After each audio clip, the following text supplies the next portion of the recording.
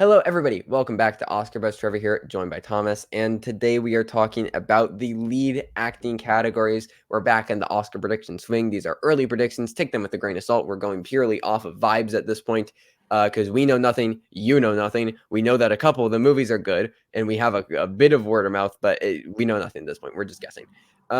So let's get into it. My hair looks fucked. Anyways, best actress. This is a weird one because I don't feel great about anybody winning, but we've just kind of done what I've seen a lot of other people do and just chucked Amy Adams up there, even though I don't feel great about the film as a whole.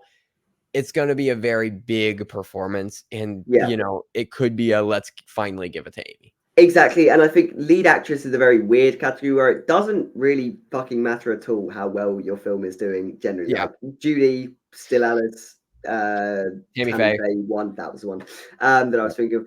And so, if you're a big name doing a big performance, you can often just get that buzz. And I think the top two even are very similar cases. Angelina Jolie as well for Maria. Yeah, and that's obviously that's a Pablo Larraín film. The previous two times he's done these like films about women in history with Spencer with Kristen Stewart, and then obviously Natalie Portman, Jackie. They were both nominated. So there's no reason to think Jolie wouldn't. There's no reason to think it wouldn't be nominated. I do think there is a stronger case for winning than Kristen Stewart or Natalie Portman, just based on her name, and it's some different performance. Whereas I feel we've seen Natalie Portman in sort of these heavy roles. We've seen Kristen Stewart do. We hadn't really seen Kristen Stewart. I don't know. We had, just people didn't watch them, like Personal Shopper. And I don't know. You hadn't watched them. I don't know why Kristen Stewart didn't win. I'm still not over. Yeah, that was fucking awful. Anyway, he needed to win.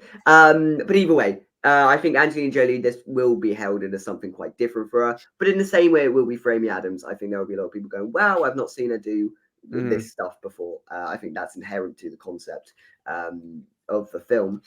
And so, I mean, there is really nothing splitting them for me at this point, other than Amy Adams feels slightly more overdue. I feel it's easier to and like Jolie's won before. Jolie. Like exactly, yeah. And Night Bitch feels like an easier film to imagine winning than Maria, which I just don't think will win anything. I think will be treated in a very similar vein to Spencer, in a very similar vein to Jackie. Night Bitch feels easier to get passionate about. Yeah, and it's Searchlight as well, like, so that's an added bonus for them. But either way, I think those are the top two, to be honest. Yeah, we're predicting Searchlight to have a very good year with a Real Pain winning picture, screenplay. Yeah. Okay, Mikey Madison, Anora. I don't think that she's going to win. I don't see her as a winner, but if Anora is going to be as strong as we think it is, absolutely no reason to think that she couldn't. For sure. Like, get nominated. It's exactly like, if the film is big, I think her performance is so front and center. It seems she's been praised to no end. Yes, she's young. Yes, she's a relative newcomer. People have made the Alana Hayden comparison, but I don't see, like, Licorice Pizza wasn't like a top 3 picture contender, and obviously we don't know if that's Anora yet.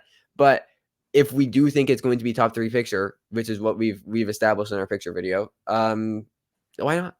Alana Hayden was also a co-lead. It seems like, based on all the reports and reviews and reactions, that Mikey Madison is just the star of the star of the show. Yeah, for sure. No. And then we have Lady Gaga here. I'm not as convinced. I'm not as convinced of Joker as a whole, but if Joker's going to get anything, it's going to be lead acting. I don't see her winning. I'm seeing some people saying no. I don't think no. Lady Gaga, I don't think is going to win for this. I genuinely could see her missing the nomination. So maybe, but again, this is just going to be a very big performance in a very big film from a very big name. I think those three factors combined just make the nomination quite an easy one to do. Sure. No, I get that. And like, yes, she will probably miss BAFTA. I don't imagine BAFTAs will do it. But I think SAG will be in the bag for her. SAG and Critics' Choice and Globe will probably all do it. Like, I think even if the film's quite bad, I still can see her getting a SAG nom, and therefore and she's absolutely going to get Globe. Like, yeah, exactly, Globe as well, 100%. So yeah, I feel good about her being nominated. Win, I don't think at all. Even if she is very good and Joker is very good, I just don't see that winning. Like, that would be strange. I agree. I fully agree. And then at number 5, we've toyed with a couple names, but we ended up going with Tilda just because we feel really good about Room Next Door, and maybe it's a bit unfounded. But I everything I hear about the project, I like quite a bit, and I'm sure there will be plenty of people in the comments saying this is exactly why you shouldn't do Room Next Door. But the thing is that until we see the movie, until we hear things about the movie, I'm just gonna be feeling good about it because the vibes are high for me right now. And if the film's gonna be strong, why can't Tilda get nominated? Because she's fucking Tilda Swinton. Like, exactly. Like they got Penelope Cruz in for Parallel Mothers. It's an obvious comparison to make, but that was, that was a foreign language film, and a Moldovar actor still got in. So why yeah, not the lead when it is Tilda Swinton? Said she's only got one. Actually, she's only got one Oscar nomination before, so there is even a sense that give Tilda Swinton another nom. So has she only gotten one? Michael Clayton. I'm on the website now. So yeah. That's insane that that's her only one. Yeah, yeah. She's only got 3 BAFTA noms as well. Wild. That's Yeah, she's wild. really quite an undernominated. She's really underappreciated. But Huh. 5, actually no, I was going to say 5 SAG noms. Some of those are cast noms though. So Oh yeah, sure. But yeah, interesting. So number 6 we have Carlos Sofia Gaston. We had this in before. I had a conversation with Sam, and he was like, the Academy are progressive, not progressive enough to do a trans actress at this point. And unfortunately, I kind of agree. I think this would be great. Apparently, she's very, very good. I think it would be amazing to get a trans actress nominated. That'd be huge. I just don't know if the Academy's there, and that's really frustrating. The fact that like we're kind of able to use that as an argument against her, obviously shouldn't be the case. Obviously, that shouldn't be political, but I do think that's kind of the spot that we're in right now, where I don't trust the Academy enough to like. I feel like there's still this contingent of the Academy whose favorite movie is going to be Horizon Chapter 1, and just just write her off before they even see the movie simply because she's trans. there is definitely people that will. I think there are also a lot of other red flags. Like they gave the whole cast of the movie lead Yeah, actress in Cannes. They didn't specify her, so that yeah, immediately is creating a problem. Like, is she really the and it's a star foreign cast? language film, It's a foreign and language film. She's not a big name at all. yeah. Amelia Perez is not going to be a major player. We've got it in picture, but we've not got it in place like director, Yeah. and screenplay. There So there's plenty of red flags against it to the point where like if there's past behind it, easily this could happen, but someone like Tilda Swinton just feels safer at this point. yeah, it feels like the type of thing that even some ceremonies might go for her, and then the Oscars just don't and do Yeah. someone safer like Tilda Because Swinton. like certainly she gets Globe Comedy Musical. Yeah, you'd imagine. Like, but yeah. So I don't know. It'll be interesting. We have Saoirse at 7 for Blitz / The Outrun. Blitz is obviously the big Steve McQueen project that we are a bit skeptical of its broader chances at the ceremony. We aren't entirely as sold on the film as some other people are. That's just us. You can watch our picture video for our full description of it. But we just think there's quite a few red flags. And if we're going to call the flop of the season, Blitz feels like the most likely one, and there's always a flop of the season. Yeah, there's a chance she's supporting in the film as well from reports. Yeah. Like it's one that very easily could be frauded into that based on the sounds of it. I mean, Yeah. there's the Outrun as well, obviously, that she's got this year. But I think a lot of people are looking for a Saoirse Ronan project because they think that she's she's an Academy darling at this point already. Yeah. However, I love Saoirse. Like like I love Ireland, but wait until next year. I feel for Saoirse Ronan, or wait until 2 years. She will get there eventually. I don't think we need Saoirse to. Ronan is going to win an Oscar. Exactly. I don't think we need to search for projects like The Yeah. Outrun and go, well, yeah, she'll get in for that. When no one's going to watch The Outrun. So Yeah, for sure. So then we have Marianne Jean-Baptiste in Hard Truths. This is, I mean, it's the Mike Leigh film. Obviously, like she got nominated for his Jesus Christ, Secrets and Lies. Searching way too hard to find that, but obviously been nominated before for a Mike Leigh project. We do think that this film is, assuming it's good, like people will respond to it. Some awards groups will go for it. We had it getting nominated for screenplay. It's just the bleaker street of it all. Yeah, I mean, this screams like BAFTA nominee, but oh yeah, absolutely. Probably not going to carry over to the Oscars, I don't think. Yeah, and I definitely like BAFTA, even like Critics' Choice could slide in, but but still, I think that places her in and around the conversation. So yeah, definitely not in. A mention.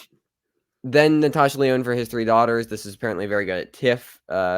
Everybody likes Natasha Lyonne, but I just don't really see this, materializing, to be honest. And then there's Tessa Thompson Hedda, another thing. Like, this is a proper 19th century play. I described it as a proper play. What I meant by that is none of this woke nonsense. This is a proper, What I meant by that was it's Norwegian. It's classified as a tragedy on Wikipedia. Like, it feels like a proper play. You know what I mean? Yeah. So maybe there's a chance that her performance is astonishing in that or whatever. But she's a fantastic actress. So. Exactly, but kind of feels a bit like maybe Peter Dinklage in Cyrano, where the film is like nowhere else. We're not talking about that's a great comparison. Yeah. Even less than that, because even Cyrano, we were talking about it slightly for costumes and shit like that. Yeah. But so I don't think the film, like, it would have to be on the weight of her performance and her performance alone. She would have to drag herself into this category, which, given how like fairly stacked the top, we're looking at 7 really that I think could get in. Very easily. Like, if Blitz is good, Saoirse is getting in. Yeah. And so I just don't think it will materialize for her this year. Yeah, no. But we needed a 10th spot, and I definitely didn't want to put. She should have been nominated for casting, to be honest. Like, both her and Ruth Negga, I think, deserve nominations. I think they're both really incredible in that film. Yeah, but I definitely didn't want to put Zendaya on the list. I know. I'm fine with her missing out. I mean, I think she's there, but it's probably not going to happen. It's getting screenplay or bust, I think. Yeah. There's Jessica Lange Long Day Journey Tonight, which just feels like it's been coming out for the last 7 years. Yeah. So I'm not even convinced that's real. Robin Wright for Here, no. I mean, Cynthia Erivo for Wicked, we aren't going to touch Wicked on here. Sorry. Yeah. Like, Florence Pugh, We Live in Time, no. There's just there's not much. But either way, yeah. So may as well keep Tessa Thompson as an outside shot for number 10. Yeah. Best Actor. We have Coleman winning. I think that this is also the general consensus pick, like Amy Adams was. Like, apparently he's incredible in Sing Sing. He can ride off the coattails of his nomination from last year for Rustin. And like, I mean, yeah, if the performance is great, Coleman Domingo seems like a very well-loved figure in the industry. Why can't he? Exactly. Like, he could get a nom for Rustin, which was not very well liked even, but a lot of some people did like it, but generally speaking, it was not very critically acclaimed. Yeah, this is going to have a lot more passion behind it. Exactly. This is going to have a lot more passion for it. Therefore, I think it will easily get the nom. And I think there is a big career win narrative there that is open for him. And apparently he's just astonishing in the film. So I think this is a critically acclaimed performance in a critically acclaimed film that will just be a fairly easy winner. I can see this one being one of those categories this year that we just know from the start and won't change. Yeah. Whereas I don't feel that way about actress. No, but like, definitely not. Or really any of the other categories above the line. Whereas this is the one I'm like, this one could just go unchanged throughout the season. Yeah, absolutely. In second, we do have Daniel Craig, which is a potential other career award type thing. He's never even been nominated for an Oscar before, which is wild. But I do kind of think the nomination will be the win. This is for Queer, which is a big question mark at this point. We aren't like, super confident in Queer, being like an incredible thing, but operating off the basis that this is going to be a good movie, as Luca pretty consistently turns out, and it is going to be the type of thing that the Academy would go for. Again, it's why can't Daniel Craig get this nomination and be very strong in this category and, potentially even get that career narrative and be in the winning conversation. Exactly. I think the problem is that may stop him winning is that maybe Drew Starkey is like this astonishing performance. Yeah. Like, he won't overshadow Daniel Craig, but potentially if it is a sort of co-lead situation, whereas Domingo has the whole film, like he's become the face of the film in many ways, Sing Sing. So there could be that problem. But either way, as you said, if Queer is good, if we've got Queer in picture, if it's a picture player, then put him in. Same way with Ralph Fiennes, to be honest. And again, someone who is massively overdue in terms of nominations. Like only Schindler's List and English Patient. Yeah. Like this is gonna be his first nomination since then. Again, assuming he happens, but I feel quite good about it. We feel really good about Conclave. If we feel good about Conclave, then I think he definitely happens. And maybe there is even the potential that he can launch himself into a win conversation by nature of being overdue. Yeah, for sure. I think that this is the clear top 3. But yeah, and then we have Joaquin. I mean, he won for the last film. I think if this gets anything above the line, it's Joaquin. I would say Gaga's probably more likely than I Really? can You think see so? because Joaquin is going to be doing the exact same thing that he did 5 years ago, which is the only worry that I do have about him. Maybe there'll Sure. be enough people going, "Yeah, we already gave you, like, we gave you a win for this," you know. No. But still, I think because they gave him the win for it last time, if they gave him the nomination last time, I don't think I would be predicting it even, but it was the fact that he was so obviously the winning Yeah. actor in 2019 that I just think the nomination will happen again for him. Sure. Yeah. No, I agree. And then we've gone for Paul Bettany in the collaboration. So we've talked about Anthony McCartan in previous videos, and we've talked about this film. Anthony McCartan, obviously the writer of Theory of Everything, Darkest Hour, Bohemian Rhapsody, Two Popes, also the Whitney Houston movie.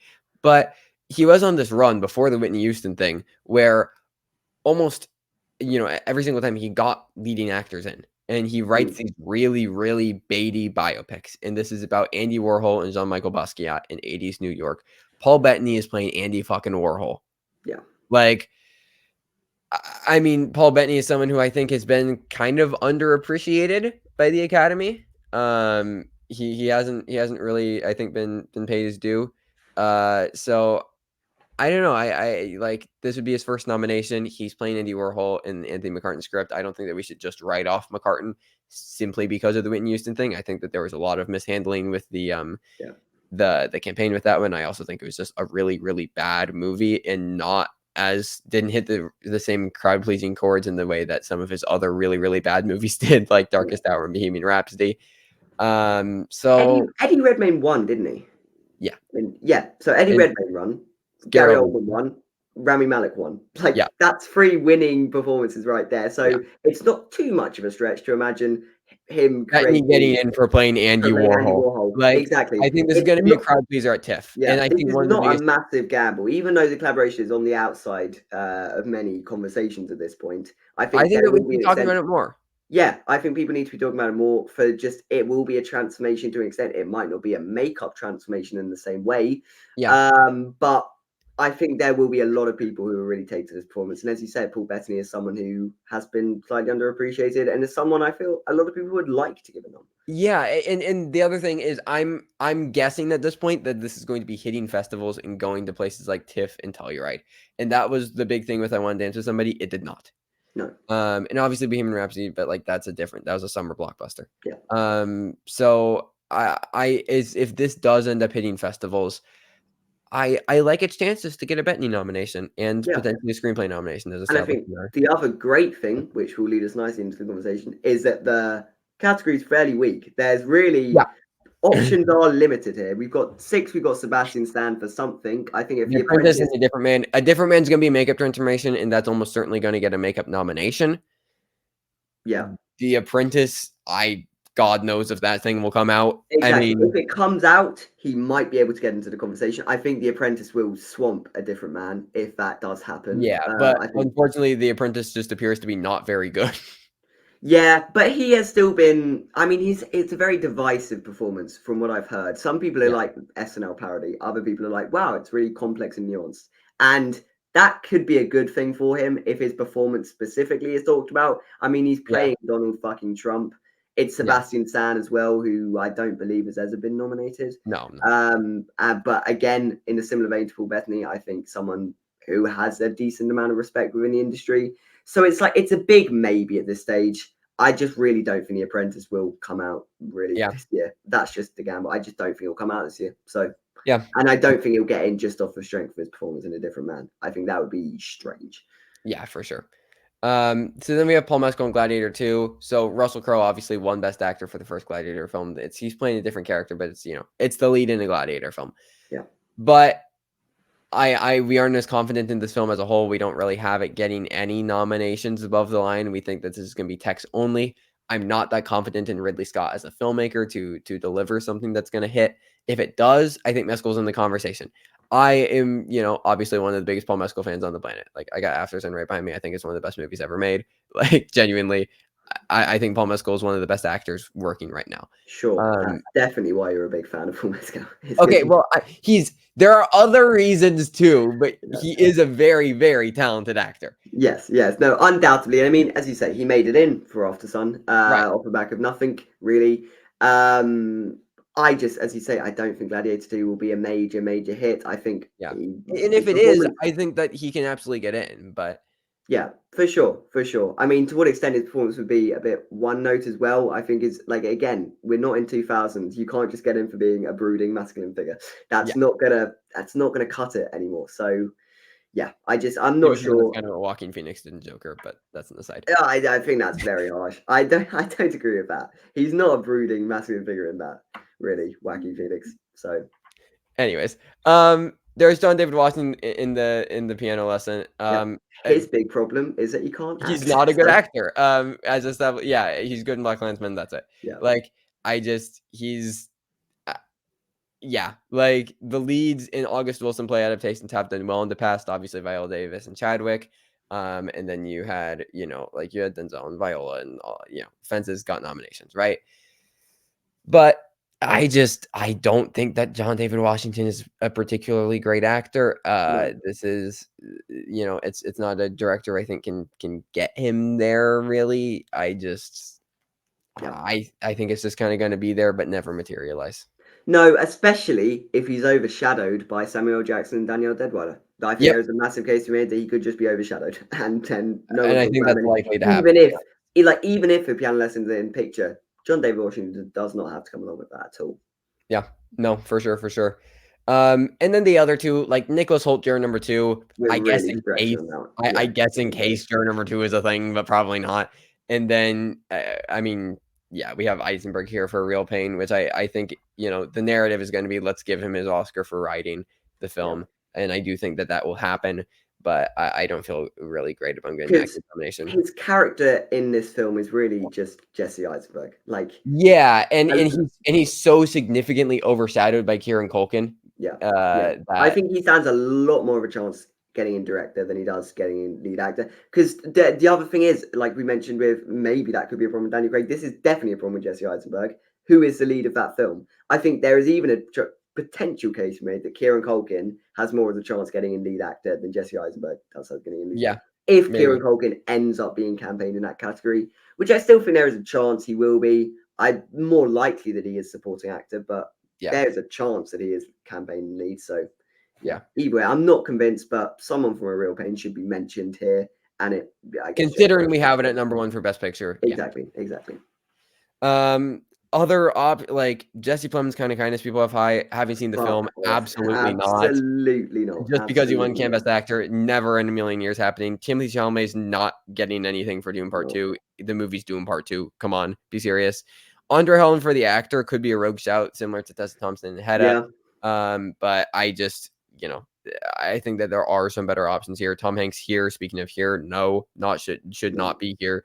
And then we're getting into shit like Andrew Garfield for We Live in Time and Glenn Powell and Hitman, which I don't think are like, even worth mentioning, like really. We Live in Time, like, yes, it's the director of Brooklyn, but it's also going to be like A24's fifth priority. And, Yeah. I'm not as confident that it's going to be anything great. So I reckon that film will hit for the people it wants to hit, but I don't think it's going to be. yeah. It's not And gonna hit also, we're not mentioning anything. Megalopolis in any of these videos because Oh, fuck. fuck no. God, no. But anyways, those are our lead acting predictions for Best Actor and Best Actress. We'll have Supporting Actor and Supporting Actress coming soon. But until then, you can follow us on Letterboxd and Twitter if you'd like. You can subscribe if you want to watch some more. We have movie reviews, tier lists, these Oscar things. We talk about movies. I don't know. But until next time, thank you, buddy, for watching. Stay safe and goodbye.